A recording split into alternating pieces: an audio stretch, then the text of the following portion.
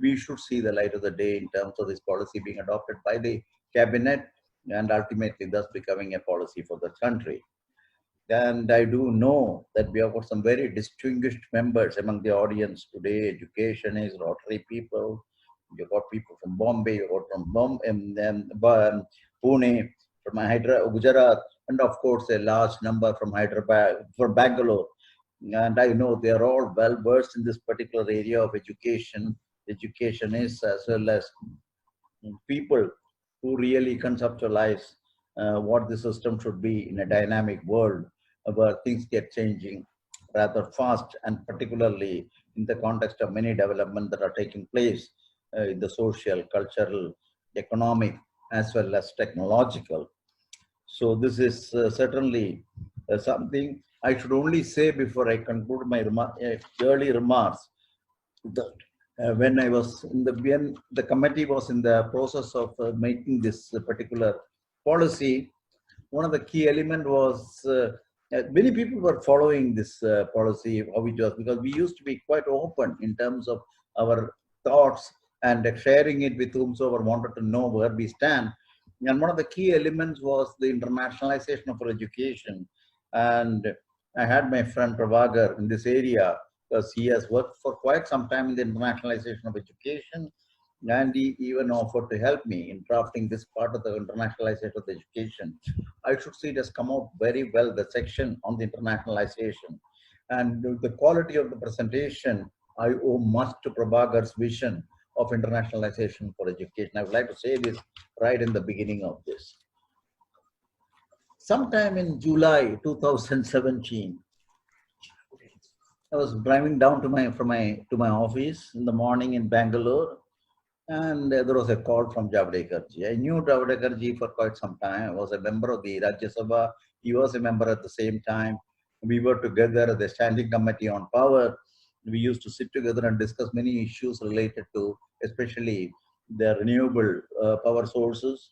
And we used to raise quite a number of interesting issues with in that committee, Standing Committee. But I want to say that the Standing Committee is always a very, very effective medium to share the thoughts in a closed room, unlike you see what happens sometimes in Rajya Sabha or Lok Sabha. And so we became quite good friends, and it continued. And even after the BJP came to power, we continued to be in touch. And we used to go to convocation and many other places where you share the problems. One of the places we said, "How are you doing, Kasturirangan ji? I have not forgotten, and also I'm not going to leave you." That is the kind of an impression he gave me. And then several months passed, and then one day in July 2017, this call came. And true to his way of communicating, he simply said, "Kasturirangan ji, I want you to chair this national education policy. There is still things to be seen, and there are versions of it available for you, but you need to look at it. I am putting a committee together." There was no discussion on who the committee member should be. That was not this thing. He said everything will be done properly, so don't worry about it. Just take it over and do a job. And I also want to tell you that how much time do you need to have?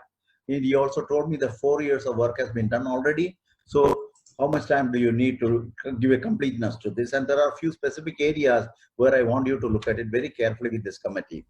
And I, in my enthusiasm, said I can do it in 6 months because there is already a 4-year job which has been completed. He said, "Okay, please do that, and the order will come by day after tomorrow." By next day itself, an order came, and I could see. Except only one member, I didn't know the members of this committee. They were all new to me. They had their own standing in the education field, but also in areas which is related to education.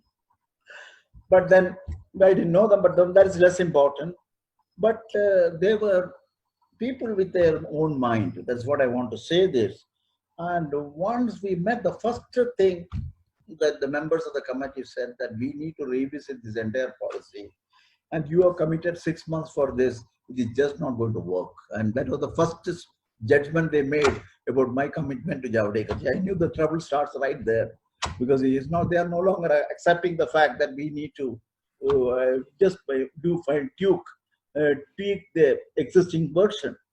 So then we went into the detail. Of course, the committee recognized that the vision of India's education system has to be crafted to ensure that it touches the life of each and every citizen, consistent with their ability to contribute to many growing developmental imperatives, and also towards creating a just and equitable society. So, some of the important aspects that they want us to look at, the committee wanted this committee to look at, certainly stemmed from this broad view that the education has to be all encompassing. Members shared the opinion that India has a very long and illustrious history of holistic education, a preparation for life in a world or life beyond schooling, competition, complete realization and liberation of the self. Culturally, India has been and continues to be a cradle of great diversity in all walks of life. I don't have to say this, whether it is in languages, dialects, classical dance forms, classical music forms, well-developed traditions of folklore, music, pottery, sculpture. I can just relive. And of course, we have the other part of it, the science, mathematics, astronomy, medicine, and so on and so forth. These rich legacies, the world heritage, need to be nurtured. The third element is it has to address the unfinished agenda of the National Policy on Education 1980s. There were some of the extraordinary policy framework that were given to this country 1986, modified in 1992. And one of the important things is not only the unfinished agenda, whatever is the reason, we have to look at it, see the relevance in the present context, and also equally importantly, the subsequent developments. For example, the free and compulsory education was one of this. The other aspect of it is the coming in of the internet revolution, the role of technology. I may mention at the time when the technology was introduced, I think we have been fatally slow to adopt technology at that particular point. Then the next point was globalization and the demands of a knowledge economy and a knowledge society. There was the other part of it. And therefore, you have to address the question of continuous learning, and then a demographic dividend, which is expected to last for a little of 20 years. So how are we going to deal with this demographic dividend to make sure that you have a policy which is which is well equipped with knowledge, skills, attitude, and values, and employable skill towards India's social, economic, and political transformation. And ultimately, the Sustainable Development Goals, SDGs, you know what part of the Sustainable Development Goals came? SDG 4, particularly 5 of the 7 targets in the SDG 4 is on quality of education and learning outcomes, need to be reflected appropriately. It is also promoting lifelong learning. Keeping all this in mind, the committee went ahead with this thing. And in the next 2 years, we had a fairly comprehensive set of discussions, educators, researchers, policy makers, sector experts, industry, academics, community groups, and so on and so forth. Consultation we had with 75 organizations, institutions, and associations. Then we had also the policy documents that were there since the inception of India, of the education, the educational documentation and other related documentation. Then we also had very intense discussion with various religious. I can tell you some of these sects are very important. Ultimately, they influence politically the whole course of things. So we have to make sure that their voice is heard. How we try to integrate it into our ideas is another thing. So we had Jains, Buddhist monks came and talked to us. I traveled down to Raipur and beyond to see the Jain Muni, Vidyasagarji, just to have a half-day session with him about what the Jain's philosophy of education is. 6 came, the Archbishop of Delhi and others came, Muslim groups came. So we left nobody who wanted to come and have to share their ideas about education. So that was the kind. And ultimately, when the report came, we thought now the government will accept it, having gone through this kind of a consultation. But government, in its fairness, said that no, let us put it into the public domain. The public domain elicited something like 2 lakh responses to this particular thing. So one had to go through that part of an assessment what this 2 lakh inputs are from the public thing. And ultimately, of course, we made the necessary changes compared to that. And that is where we stand today, so far as the thing is concerned. So from here onwards, having given this brief introduction, I would like to now share with you some of the important elements of the policy. I won't go now into the details of this kind of a thing. Some of the key elements with respect to schools I would like to start with in the NEP 2020. This is the broad thing. I will touch upon few of these elements in the subsequent narration, but these are the important things which we have introduced into the policy, the areas of focus in school education, early childhood care and education covering children between 3 to 8 years. This is a very significant departure from the earlier one. I will show a little bit of it to tell you why. Ensuring foundational literacy and numeracy for every child, stemming dropouts and ensuring 100% enrollment by 2030. This is a very major issue today, and you will see that why. Extension of RTE at both the ends. The question of whether it should be a right to education or it should be an initiative-based thing is still under discussion, but there will be some kind of an RTE equivalent, if not RTE itself, between 3 and 18 years, and a new developmentally appropriate curriculum and pedagogy. 5 plus 3 plus 3 plus 4 against 10 plus 2. No distinction between curricular and extracurricular and co-curricular, and between arts and science, vocational and professional. So this is another aspect of it in the case of the school level. And then, of course, a new national curriculum framework naturally has to be crafted, and with the work is already started. And the central role for teachers, rigorous preparation, robust, and I know most of you know being education is where we stand with regard to the teacher level. And then finally, the school complex has some of the ideas as to how do we optimize the resources in this country to support teachers and provide shared resources, and also bring in the governance reforms.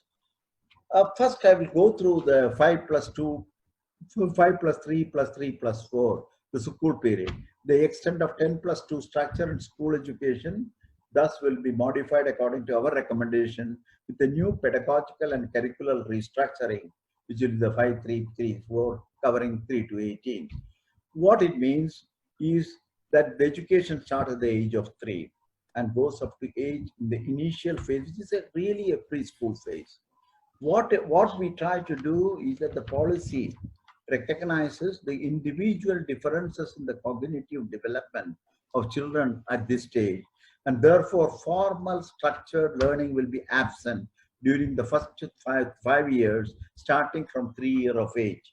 I want to say this because at this particular point, when we enter into the details of the children, their ability to understand various aspects of an ecosystem, we found that today the subject of neural sciences, cognitive sciences have made so much of advances that we have a better understanding of the ability of how the brain really responds to inputs. And thus, what comes out in the thing is, when I say about the formal structured learning, prior to age 8, children learn through play-based, activity-based, and discovery-based multi-level flexible styles of learning and interaction. They do not follow a linear age-based educational trajectory. That's a very important point, which made us look into the early part of the education in a little different way. Learning includes gradual movement from observation and wonderment. This you call as a perceptual. From perceptual, it goes to names and symbols and representation. You call it conceptual. So you see that there is a transition that is occurring in this particular time.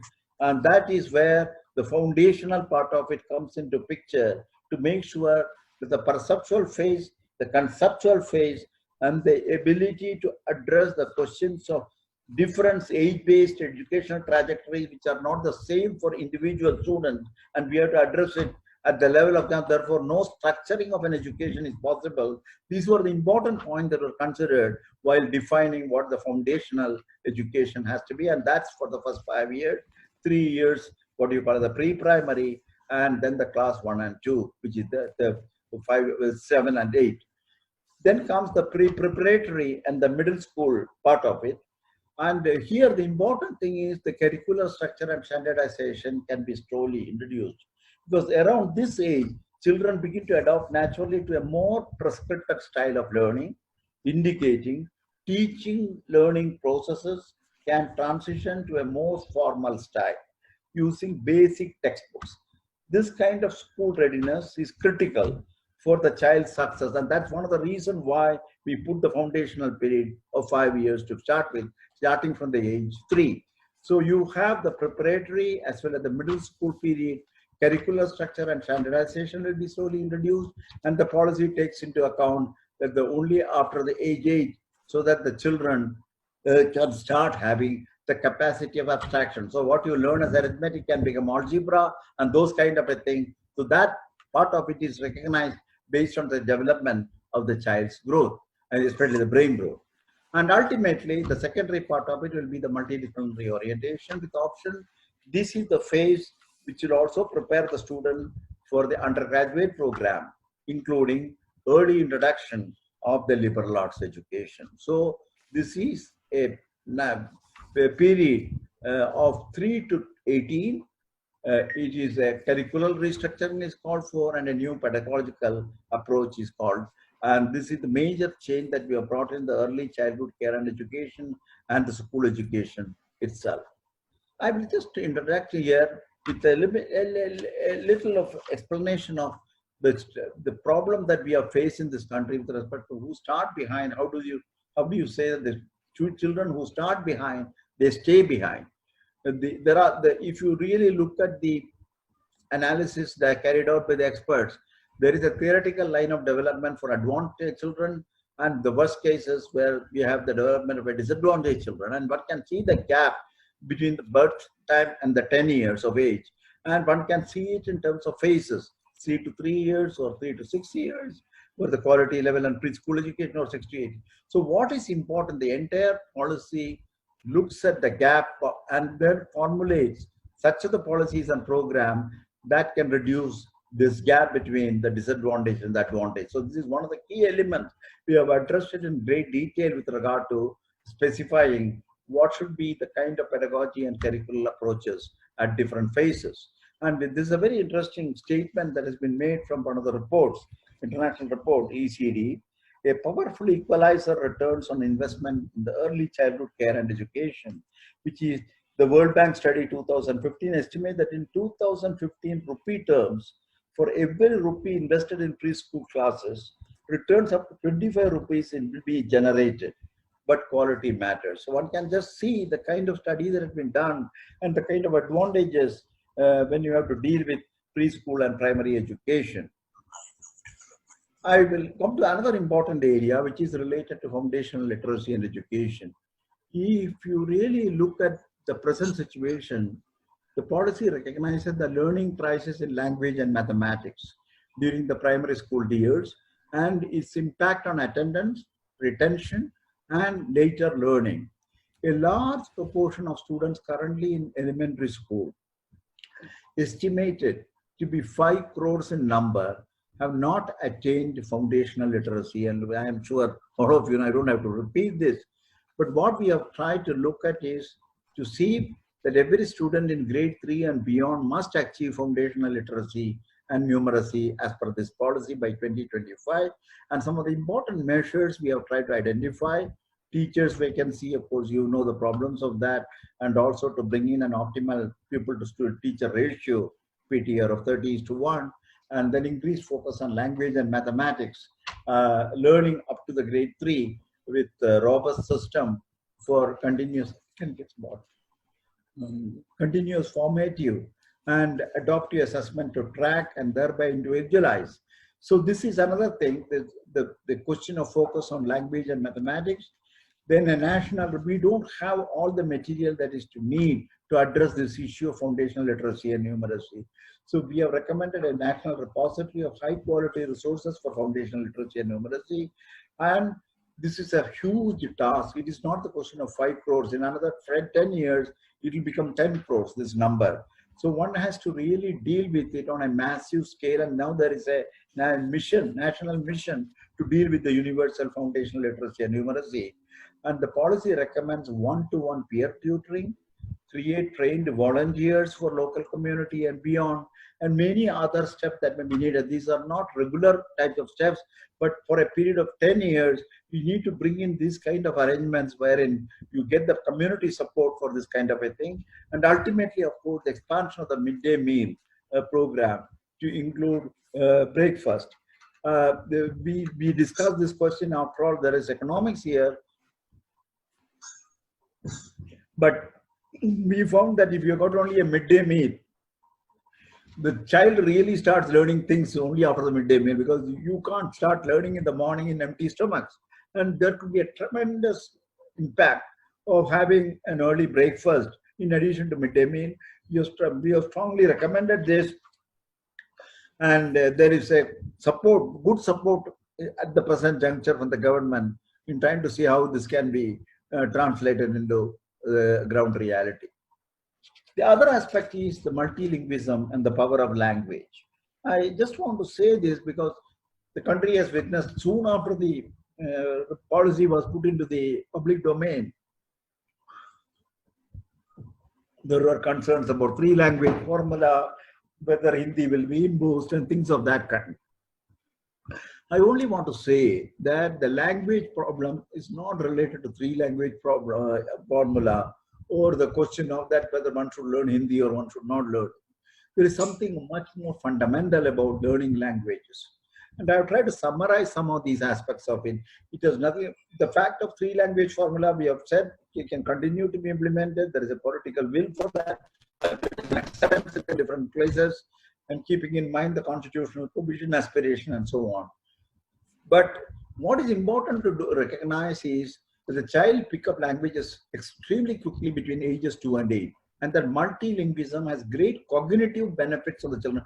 Cognitive benefit beyond the learning of language itself. In fact, the locations of the brain which are responsive to the language, their response to how you try to, how they try to respond to bringing in new language as a part of education, and how it improves the cognitive effects. This has now been researched, and there are very positive impact in terms of this. So that is the one that we have taken into account. And also, this part of it, if we can learn three, that definitely three languages is something which you are recommended. It can be even 4, but most importantly also, that every student in the country should participate in a fun project. We have went further in trying to learn languages in India. We have suggested a Languages of India course, which is between age of grade 6 and 8, where we learn about the remarkable unity about the most of the major languages of India, starting from their common phonetics and scientifically arranged alphabets and script, their common grammatical structure and sources of vocabulary, Sanskrit and other classical language. So this is a very interesting aspect of a language course. This is not only meant for humanities students or people who only want to take interest in language, but there is a broader question here of trying to understand the language and their structure. And there is so much of logic in it that we suggested it in the school period between the grade 8, 6 and 8 to have a special fund project for the languages of India. We have given importance to Sanskrit being both a classical and modern language. It will be offered at all levels of school and higher education as important, enriching option. The policy also envisages learning other classical languages. You know that Tamil, Telugu, Kannada, Odia, including addition of Pali, Persian, and Prakrit. These are all classical languages which has to be given much more important than what is probably available with regard to the teaching.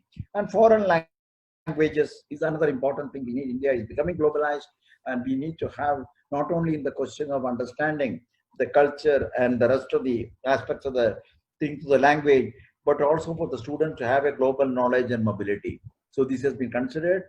And lastly, I should also say that the role of technology is becoming much more effective in the context of learning languages, and introduction of extensive use of technology has to be brought in both for teaching of learning of different languages. Another important thing that I would like to bring is the question of resourcing and effective governance through school complexes. The problem can be simply stated as follows. Nearly 28% of India's primary schools and 14.8% of India's upper primary school have less than 30 students. Average number of students per grade elementary schooling system, grade 1 to 8, is about 14, with notable proportion having below 6. During the year 2016 to 2017, there were 119,000 single teacher schools, majority of them, 94,000, being primary schools serving grades 1 to 5. So this is the basic problem that we have looked at. The policy identifies possible mechanisms to address the resulting inadequacies, such as lack of effective and efficient deployment of teachers, inability to impart education in areas such as music, arts, and sports, as well as suboptimal physical resources like scientific labs, sports equipment, library books, and so on, and establishment of a group. In fact, the idea of a school complex is not new. It was there even in 1986 for some reason or another. Of course, the development, the broader issues of development, transportation, and things of that kind, this could not really find the light of the day. We have made a very strong recommendation that we have one secondary school together with other schools offering lower grade in education with a radius of 10 miles to be put into what you call as a school complex. Such a complex or a cluster will help build a vibrant communities of teachers, school leaders, better integrated education across all school levels, including vocational education and adult education, and share key material resources like libraries, science laboratories, sports facilities, and so on and so forth. And most importantly, you also remove the isolation of teachers. When you talk of a single teacher system in such large number of schools, you can imagine that there is no way the teachers can enrich themselves, enhance themselves in their ability, or to visualize what more has to be done. So here is an opportunity to bring the group of the teachers, the teachers together into a community with its own positive impact. School management committees and school complex management committee, this could be further improved with regard to the management of the school. The ownership can be much more focused, and we have also said that sharing of these kind of resources is possible not only among the public schools, but it can be also shared between public and private schools with the necessary agreements on financial and other commitments. I would quickly go through this aspect of the standard setting. I don't want to get too much into the standard setting part of it. What we are trying to do is to recommend a change in the system of standard setting, accreditation, and regulation by separating out the role of the various current system of school education management and making sure that they are independent of each other and they don't tread on the toes of each other. And because of that overlap, create enough confusion and also inefficiency in the overall management. So school education will be responsible for the overall monitoring, policy making for continuous improvement. Directorate of School Education will handle the educational operations and service provision.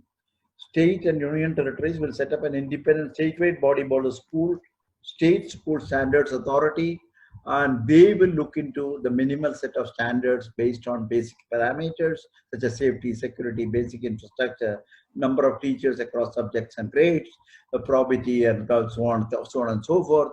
Academic matters, including academic standards and curricula in the state, will be by the State Council of Educational Research and Teaching in close collaboration and consultation with the national NCERT.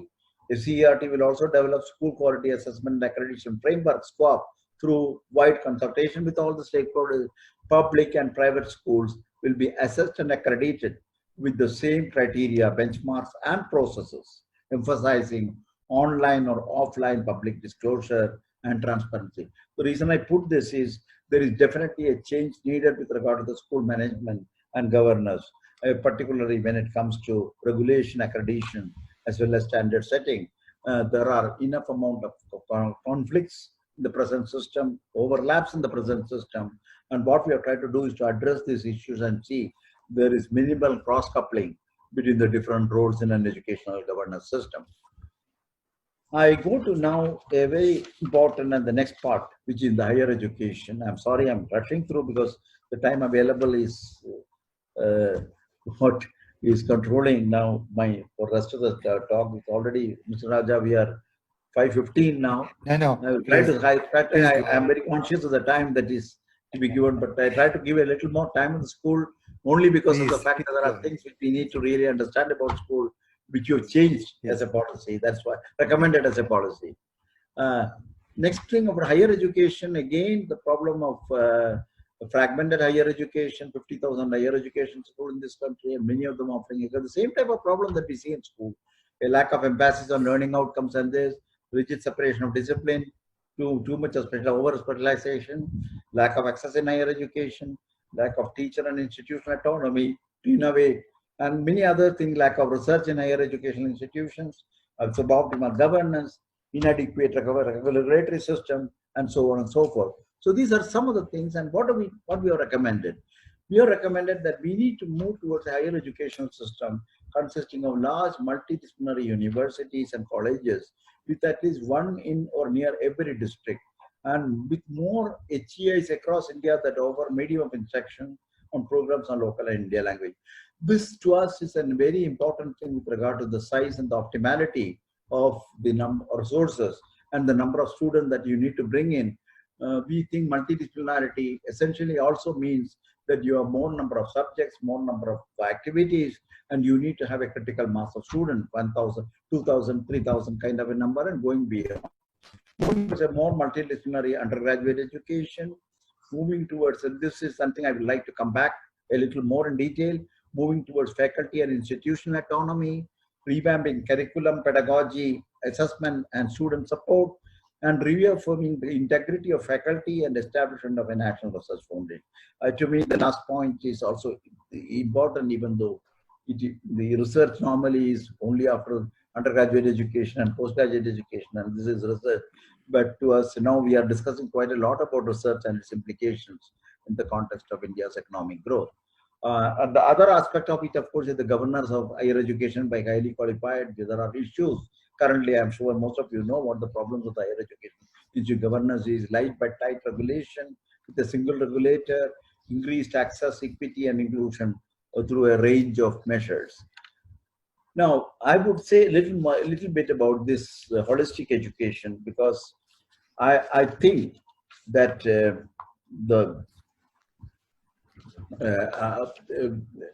one of the important changes that we like to recommend and to bring about is with regard to the way the undergraduate education is currently going on, and the type of changes that would be in conformity with the kind of demands of the 21st century, skills that we are talking about.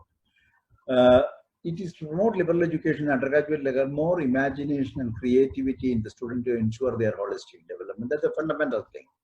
The concept of a high holistic education in the Indian context is an age-old idea. We used to call it as a mastering of 64 kalas, which is arts encompassing music, dance, painting, sculpture, and so on, in addition to subjects such as science, engineering, and mathematics, as well as vocational subjects such as carpentry. And unless you master the 64 kalas, you will not be considered or recognized as a truly educated person in our ancient system. Liberal education explores the remarkable, this is the same thing put in the 1% context. Liberal education explores the remarkable relationships that exist among the sciences and humanities, mathematics and arts, medicine and physics, and more generally, the surprising unity of all fields of human endeavor. A comprehensive liberal education develops all capacities of human beings: intellectual, aesthetics, social, emotional, moral, in an integrated manner.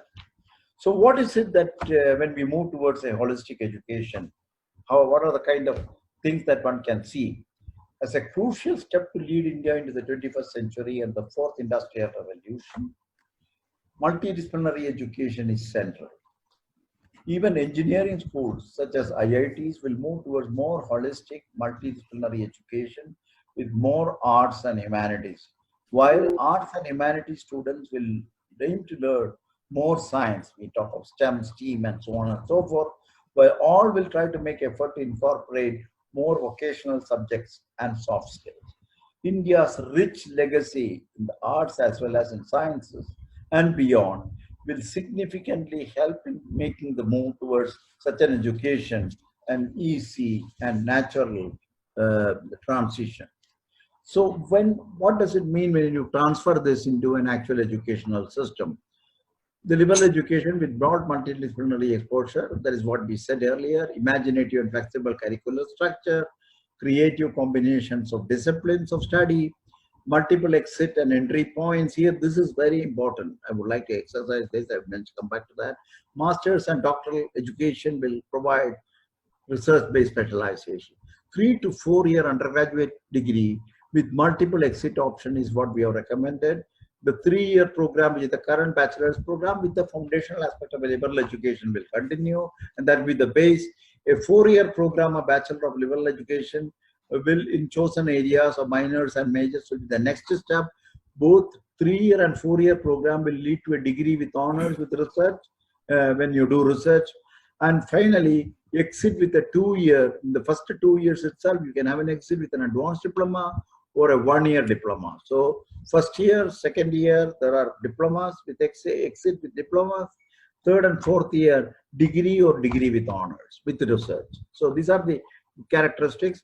And flexible master's degree program, 2 years to those with the 3 year undergraduate and 1 year those. I don't want to go into the details of all this, but the most important thing is we have recommended a restructuring of the undergraduate education, bringing in the foundational aspects of liberal education, and at the same time try to maintain broadly the kind of 3 year and 4 year kind of a thing, but with the research component also being brought in.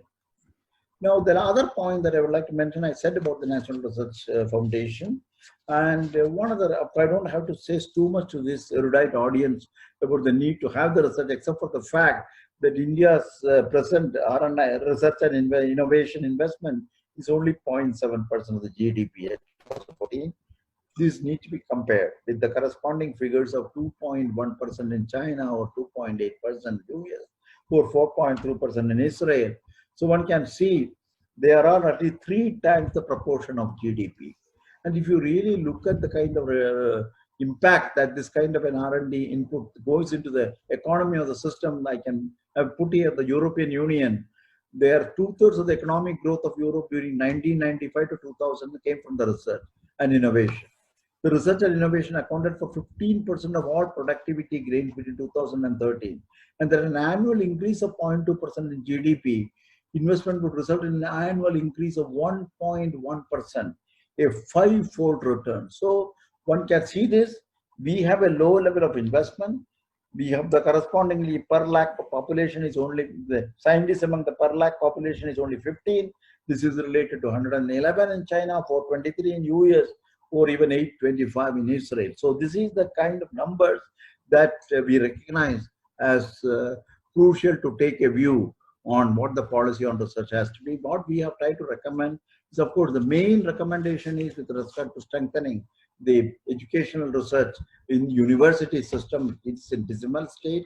The 900 and odd universities in this country certainly needs more attention in the research. A fund to seed research in all universities and colleges is the first part of it. The NRF will fund research across all disciplines significantly at all universities and colleges, including private institutions. And then it will have 4 major divisions. At the present juncture, we have recommended science, technology, social sciences, arts, and humanities, but with the provision to create more. And you know the scope of the research, I don't have to repeat this: funding research through competition, competitive process, building research capacity is a must because of the fact that currently many of the universities do not have research capacity in appropriate areas, but they should be doing research both for the knowledge sake as well as for the local and many other national requirements. Creating beneficial engagements between researchers, government, and industry. We discussed quite a lot of this, but I think we need to strengthen the system, create the system, and strengthen the system, disseminating research through seminars. I wanted to say this because, of course, there are many other things that one could have said about this. But when I come to research, and Prabhakar particularly said that I should say something about my own entry into the research and a little bit about my own association in that connection, getting into Sarabhai's ambit.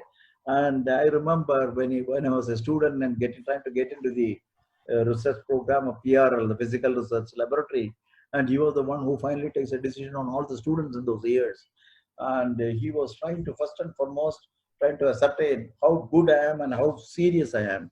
So first, about seriousness, he wanted to discourage me to do research, and he did everything in his arsenal to say the research is a very uncertain area, very challenging area, and it won't give you several years. You can be just working without any results and those kind of a thing. And if anybody would have been put off, he could have been put off. Certainly, he would have been put off because of the fact, the type of very dissuading arguments that he was doing. On the other side, he also said that it may be a very uncertain thing, you may not get a PhD. And with all that thing, I stuck to the guns. And then he sent a question quite seriously and rather with rigorous thinking in terms of what is the kind of understanding I have of the fundamentals of science and concepts of creativity and original thinking. And that was a very remarkable piece of an experience that I had with him. And finally, he said that yes, but then third one important condition he laid, that if I'm going to work in the research area in the physical research laboratory, he would like me to have experimental side. He said, whereas certainly you can work in theory, but I think experiment should be an important part of your research work, because I want you to know what the world is by wetting your hand in various things. So he put me to things like metal cutting, sheet metal, glass blowing, creation of the electrical discharge studies and things of that kind. I think it was a very remarkable experience. Even as you learn theory, even as you do modeling, you were also getting into the laboratory and shaking your hands. I want to say this because years later, when you try to start looking at a program like space, and the space has a multi-dimensional character, and I found that you need to have basic understanding of science, you need to have the basic understanding of engineering and technology, you need to have a system engineering concept. Sarabhai played a lot of emphasis on the systems engineering. He thought that where people understand mechanical engineering, electrical engineering, communication engineering, the requirement of a synergy between these, and when you try to create a satellite or rocket, many of these people don't understand this very clearly. So we need to strengthen the systems engineering, and then of course the questions of management, the questions of dealing with configuration control, then many other. How do you deal with when you create a product like this? How do you deal with the users who may be outside your system and who would like to use it? What do you call the stakeholders? So, and then there are industries who would be looking for certain type of work that they can do for you. So he was trying to slowly gear you into the first step toward this kind of a thing. And as you try to understand him, as you try to follow the culture and thinking that he had, by the time I got into satellite area, and Prabhakar and myself, we both know what it would mean to work in a satellite area for the first time and sat to Aryabhat, simply because that is the first time we are wetting our hand with a satellite, and the satellite is a multidisciplinary system, and we didn't have the full understanding of what that system is going to be, so we had to do it right from the beginning. And over the next 30 months, we worked not only to build the satellite, also to build the instrument. Sarah Prabhakar was responsible for the solar neutron and gamma rays. I worked on X-ray astronomy, besides also looking at the satellite program too. But this was an amount of energy, the amount of knowledge that you need to really absorb. But that was possible because some level of a grounding, some level of a confidence Sarabhai gave us. And the most important anecdote I would like to conclude this with about Sarabhai is that we were assigned to study the upper atmospheric radiation, as Prabhakar said, using balloons. And first balloons were flown from Ahmedabad. We built an instrument, two of my colleagues and myself. And we wanted to fly this instrument in a balloon early morning, because early morning the wind conditions are much more favorable. And when we went into the ground and went to the field to attach this instrument to the balloon and take it up, because we wanted to study the radiation at different altitudes of the atmosphere, we found that the instrument was running into trouble. There were some kind of a peculiar extra spurious signals, and we found out that it was an electromagnetic interference. And in the meanwhile, at 4 o'clock in the morning, we were working like this. Sarabhai walks into the field and says, I understand that you're flying a balloon today. I wanted to see how you're doing it. At 4 o'clock, mind you, he comes to the field, and three of us, we were, instead of being excited, we really became nervous, because he was going to look at, and we were having a problem. And he saw that we were really having a problem, and he knew that we needed encouragement and inspiration. Look, I know that you got a problem today. I also know that it will be difficult to solve it sitting in this field for the rest of the day. Take this instrument back to the laboratory, look at it, look at all the problems. I'm sure that within the next few days, you will be back in the field flying it successfully. Please go, don't worry about it. And we were very relieved, because that is the kind of a direction we wanted to get from our boss. He said so.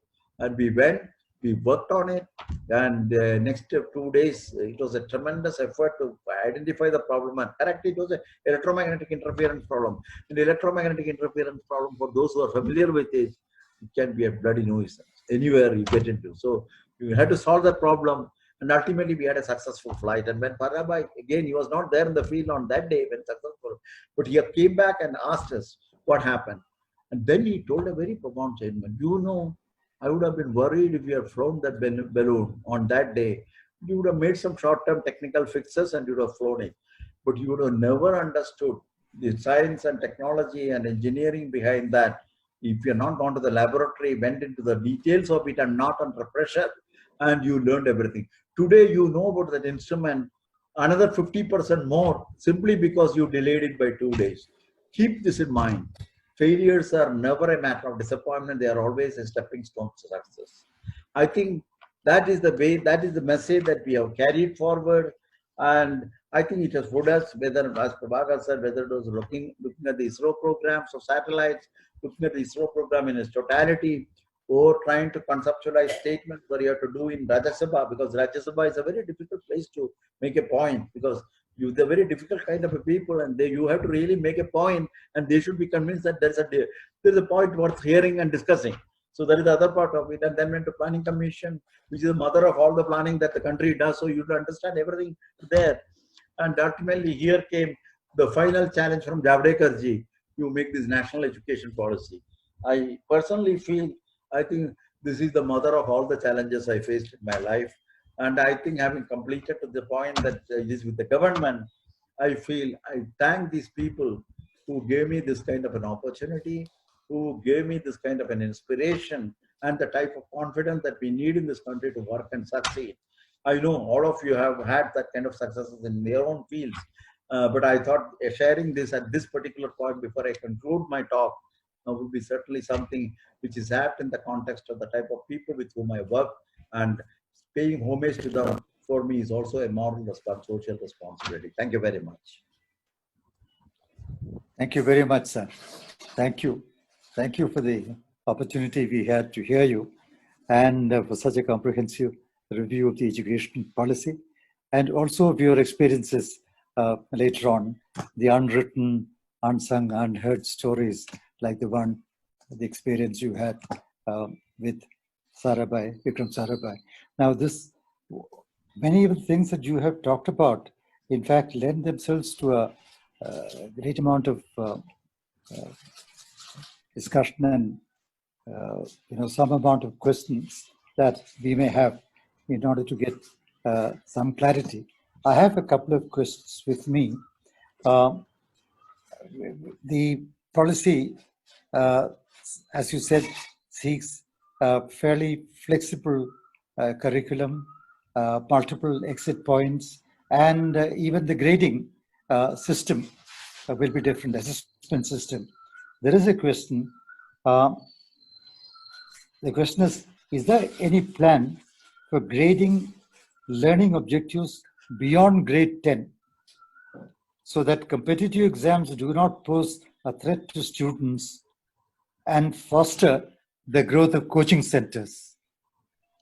Yes, I think that's important. In fact, we have all through formulating this policy, one thing that was there is the formative assessment with compared to the kind of grading assessment that we need to do currently is one of the ways in which assessment has to be done.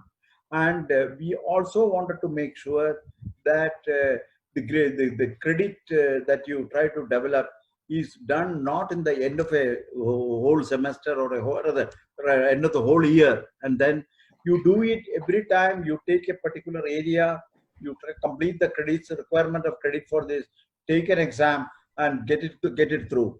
This kind of thing essentially means that you also make the formative assessment with respect to the candidate also. This we think will enable the candidate to be less stressful in terms of trying to carry forward a year-long study into an examination system. The examination itself should never become the highest high-stake activity in the educational system. And we have repeatedly mentioned this in different locations of the policy to make sure that this flexibility is introduced. Initially, it could be twice in a year, But ultimately, our idea is once you go totally digital, you can take these examinations at any point in the year, at any on any subject, and also you have the carry forward the credit. That is another important thing that we have tried to introduce. The carry forward the here means you can take your credit for one of the subjects in one college and maybe in another university in another places, and you can carry forward the overall credit. And there is a system with the UGC has developed now with respect to credit carrying forward. So we think these kind of arrangements and less stress with respect to carrying forward the whole year's work in terms of and finally with respect to even the what you may call as the test the special test agency, national test agency, uh, capable of carrying out this on an individual basis, certainly should reduce the pressure on the youngster and also does not give scope for this kind of coaching classes as the way to enter into the higher education or elsewhere also. Thank you. There's another question related to your emphasis on creativity, problem-solving skills, and critical thinking right from the school stage. And that's from Tulsi Tiwari. Could I request Tulsi to read out the question or to raise the question? Perhaps you should, Mr. Raja, because it will take some time to turn. Let's see if I can. His microphone is off. Okay, shall I read it? Mr. Tiwari, can you? I'm here. Good. Yeah. Well, it's a rare honor for me. Can I? Yeah. Professor Dr. Rangan, it's a rare honor for me to be asking a question to you here. Before I ask the question, though, I do not want to miss this rare opportunity of appreciating as a common citizen the kind of innovations that ISRO has brought about and the pride it has brought about to the whole nation. And the whole team of scientists and technologists deserve our respect, the way we respect our soldiers on the border, same way. And while I say so, my question is, especially in the context that the private sector has not much to show as a pioneering innovation, the way ISRO and other scientists have done is an extraordinary feat for our country. My question actually relates with some of the points that you have already made. And number one is that when you were referring to how in your PhD and how at the time of doing experimentation, problem solving was the fundamental issue, and no failure is a failure. And when the Chandrayaan-2 was happening, the whole nation was glued to the TV, sir. And it was so we are still no lesser proud actually, despite that whatever happened in last 2 minutes, that the pain that we went through. And so what came out was that the nation as a team was still together, and nation is sure. So this my question actually relates with this very, very fundamental aspect of human mind, and that is self-confidence. Because unless one has a self-confidence, this kind of problem solving and overcoming of the failures never happens. And that is the fundamental of innovation and entrepreneurship.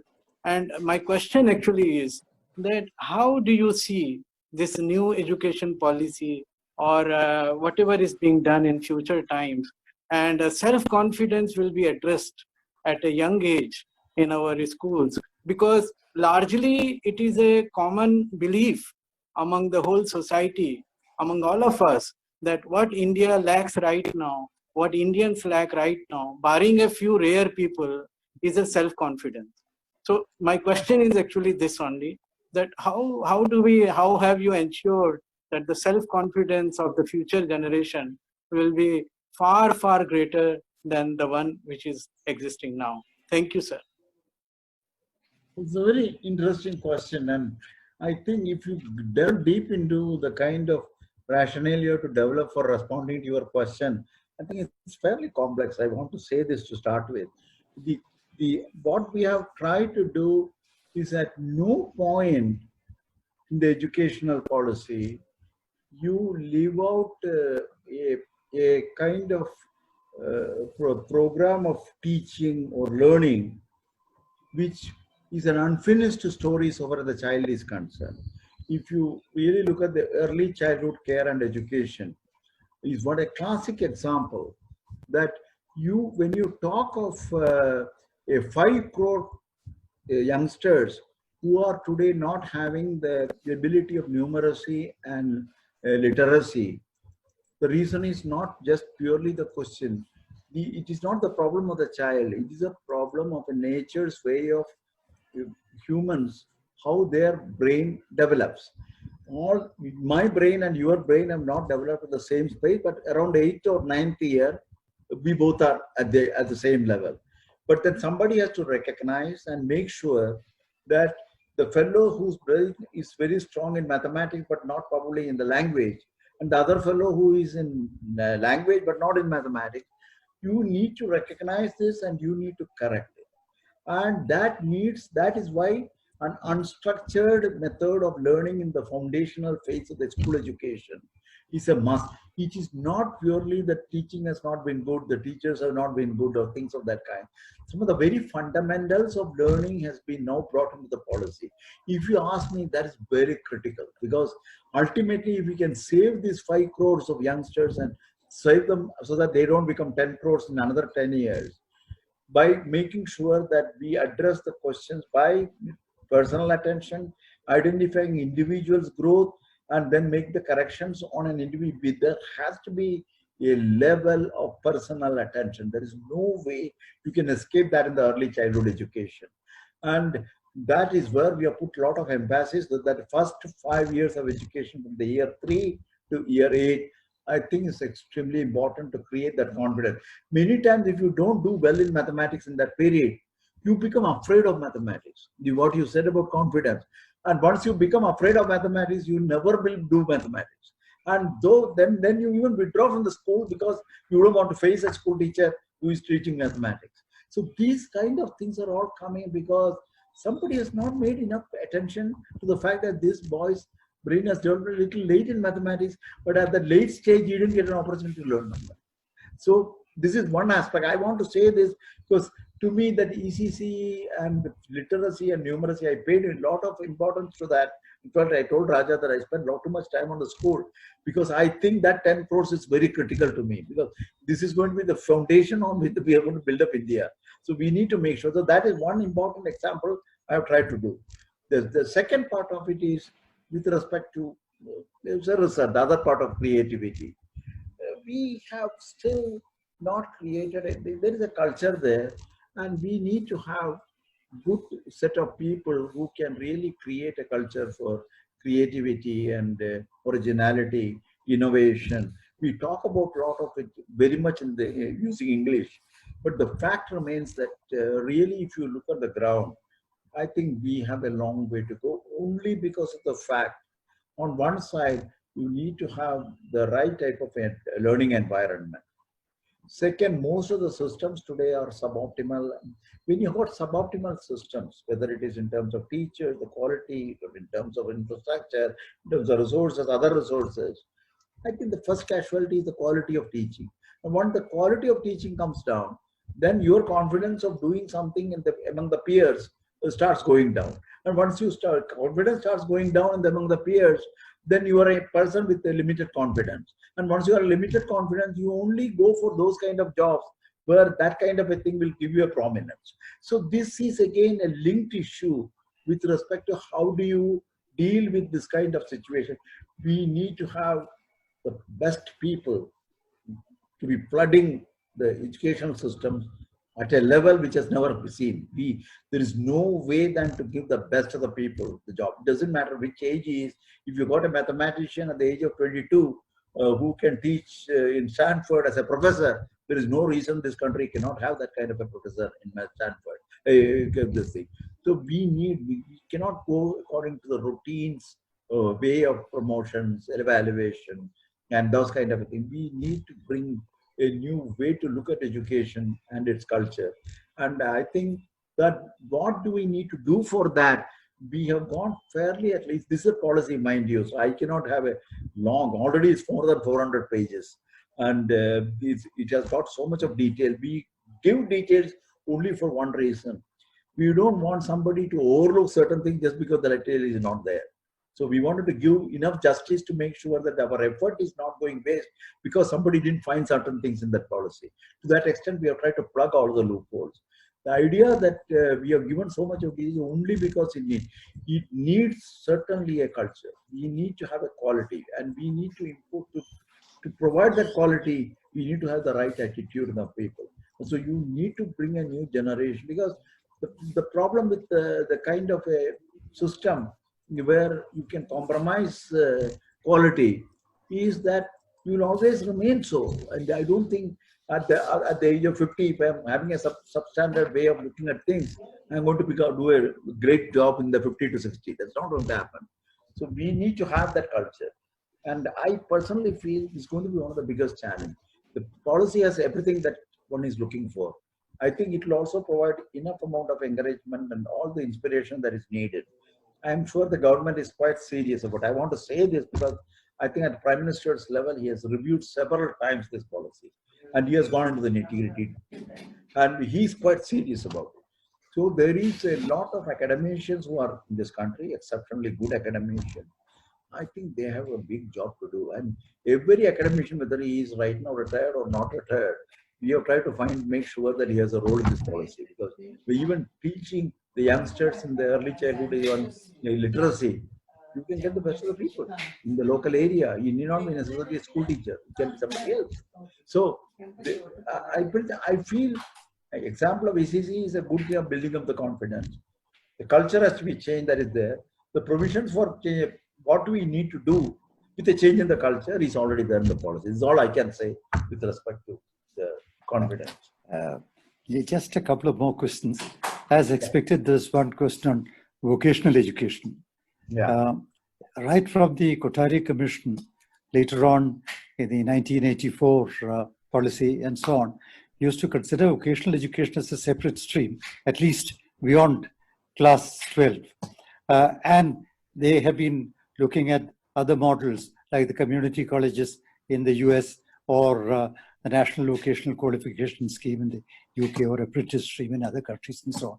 Here in your report, you have said that all education will be integrated. There will be no difference between liberal arts and science, between curricular and co-curricular, between vocational and a traditional education. Now, so the question is, can you throw some light on what the I think I should, first and foremost, the bane of the vocational education system in this country has been, there's a perception, I think to some extent it is true also, that people go for a vocational education because they have failed in an educational system. And this is something we wanted to remove, that people go to vocational education just because he couldn't go through a good rank in SSC or in the metric or in the undergraduate. And therefore, he had to have recourse to something which is acceptable, where he is accepted, and therefore you go for a vocational education. First of all, that has been removed in the whole thing by bringing in vocational education as an integral part of an educational system in the mainstream. This is number one. Number two, vocational education has different levels. And if you can pick up early areas which are much simple, it could be related to gardening, it could be related to limited amount of agriculture and those kind of a thing, carpentry. There are areas in which the school can provide this. But the school has to have a good culture of quality in education, not in vocational education. That's why we want to integrate vocational education into school education to make sure that the best of the thinkers and teachers who come will become part of a school education will also be responsible for this. Take it forward to the undergraduate education. Undergraduate education today is either you have a BA, BSc, BCom, or you have a BE, BTech kind of a thing, or MBBS and so on. And the reason, and they are all compartmentalized. And today, the knowledge of a professional today is a sum total of the knowledge, not only of the practice that he has learned out of MBBS, for example, but also you should know the sociological implications of this, financial implications of it, the such parts of it, and the direction for the future. 3 or 4 elements out of the 4, after 3 or 4 elements of a 5-element system is not simply there in the education, because the provision doesn't exist in the colleges which only specifically teach MBBS and medicine or law in the law school and so on. So we have made sure that ultimately the role of an education should be holistic at this level, to make sure that you have a total knowledge even as you pursue your special knowledge. Otherwise you cannot do the justice to your basic knowledge and your special knowledge without the total knowledge. So that is why we have tried to integrate professional education into higher education. The same rationale holds good for vocational education also. The vocational education, as I told you, is not a castaway area which is to be accepted simply because there is no person has no other avenue. He can pick up a vocation because he loves to do, and tomorrow's vocational education may be related to artificial intelligence, things which uses artificial intelligence, expert system, machine learning, and things of that kind. So please don't take the vocational education in the today's context of a polytechnic failure graduate. It is not so. Tomorrow's vocational education will be of the highest standards that you expect even from an undergraduate student in a Ivy school. So please make sure that vocational education is treated at par with the other types of education. Bachelor of Vocational Education is equivalent to a BTech in mechanical engineering from IIT, or it can be related to an MBBS in an AIMS. So let us not try to make a Bachelor of Vocational Education as a low-level kind of a thing. And this is applicable also for the diploma, about which I said even in the bachelor, in the undergraduate education. So the concept here is to equalize the importance and the ability of the youngsters to choose, not so much because something is easy and something he got through, but the other one is more difficult. That is not the rationale. The rationale is because he loves to do certain things in a skilled mode, in this thing. And the best of the people who have succeeded, whether it's Steve Jobs or anything, you can look at their past and then it clearly tells where exactly is the mind comes into picture in this kind of a thing. Unfortunately, we have relegated vocational education to a level we need to pull it out.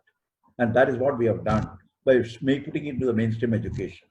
And we want all the system, whether it is vocational, whether it is professional, or the mainstream, we want all of them to come in the finally in the mainstream.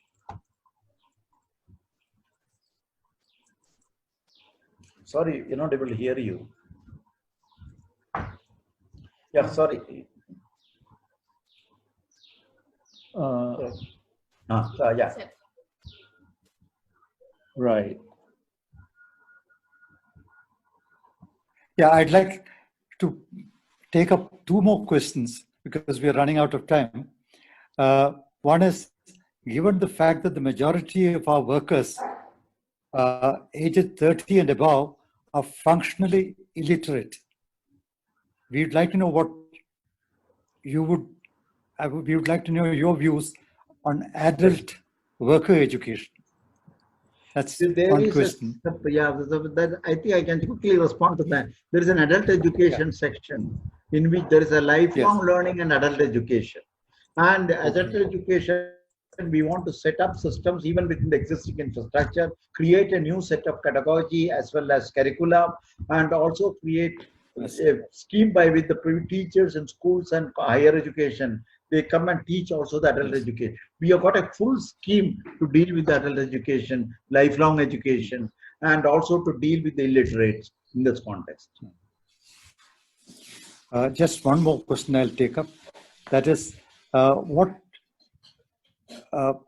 does NEP have a plan for getting the best minds into teaching?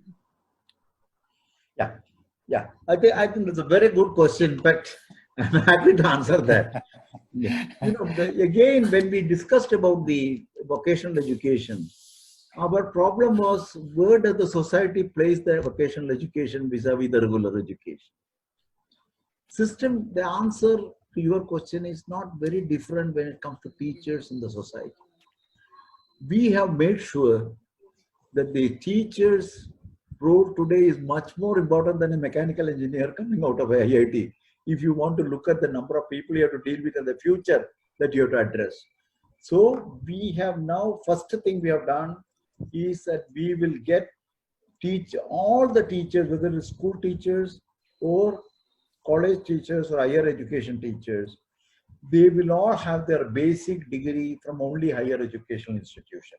No more TEIs and all the rest of it which are there. We have given a phased operation to make sure that ultimately is higher educational institution that will provide education for the teachers.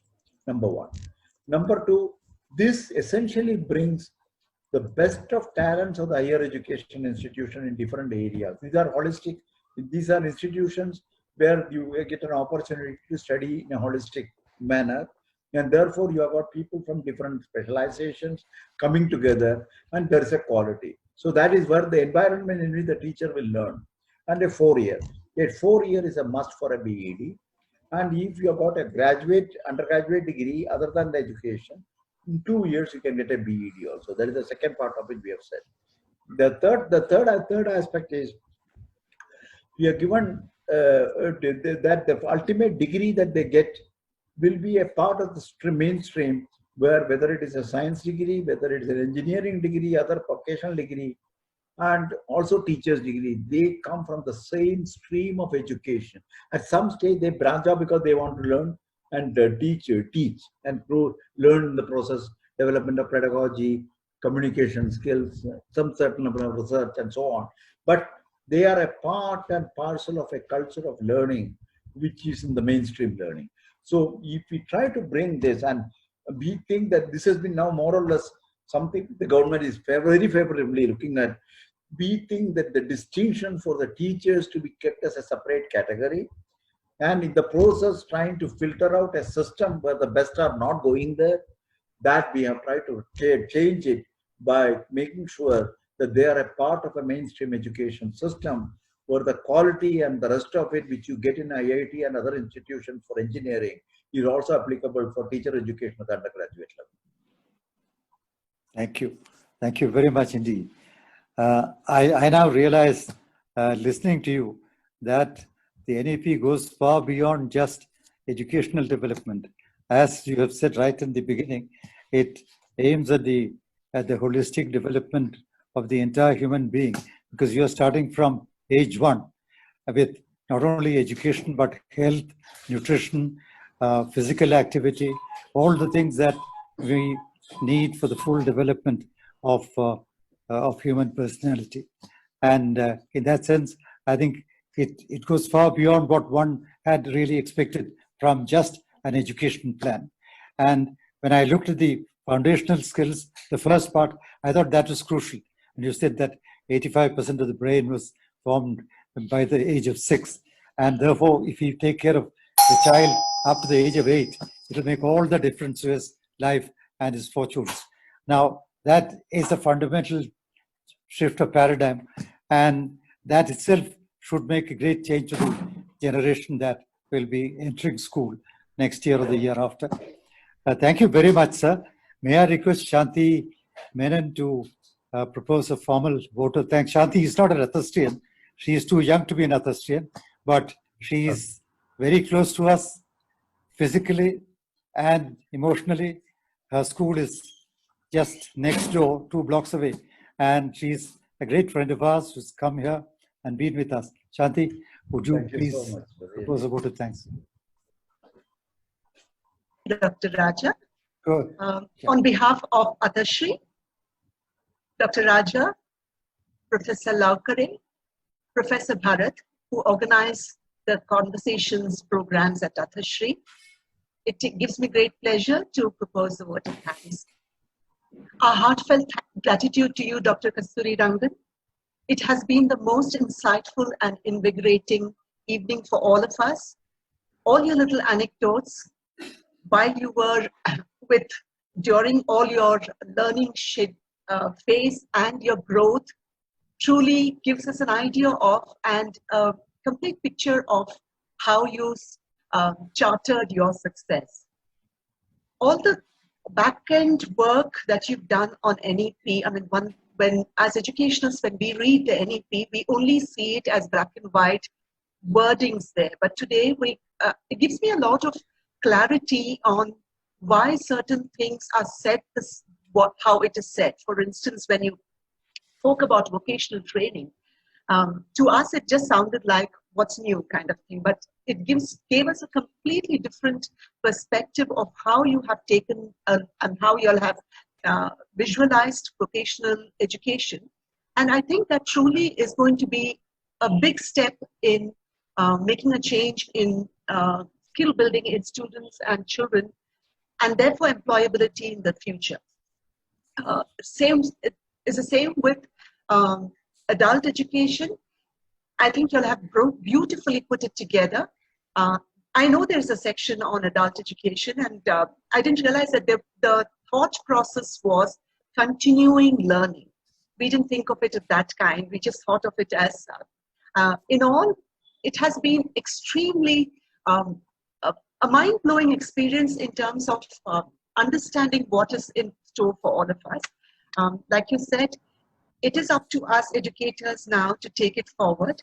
The last question about the image of a teacher was a question which I had asked for myself, because I believe that unless the best minds are in the education sector, we don't see a change and the implementation and the successful implementation of NEP. So we do hope that apart from the lure of the tremendous kind of work and possibility that education has for educators, we also hope that financially it becomes viable for people to move into the sector, because today the country needs the best minds so that the future generations have the best people, fostering and molding them. Thank you so much for being here with us, Dr. Kasturi Rangan. It's been such a immensely gratifying evening for, I'm sure I speak for everybody who's part of this. We have a large group who's on our viewership today, which comprises of heads of institutions of both Bangalore, Mumbai, Pune, etc. We also have, like Dr. Raja said, Rotarians from Mumbai and Athashrians from other cities of the country. This is a large viewership, and I think naturally so, because every one of us who's on this viewership has and feels for the country's future, and we would like to know what we are going in for. Thank you very much for hosting this evening talk for us and giving us so much insight on the excitement that the new NEP will bring in for us. Thank you very much. And thank you, Dr. Raja, for giving me this opportunity to speak on your behalf. I'm gratified that you always consider me as part of you all. Thank you. Thank you very much. Thank you.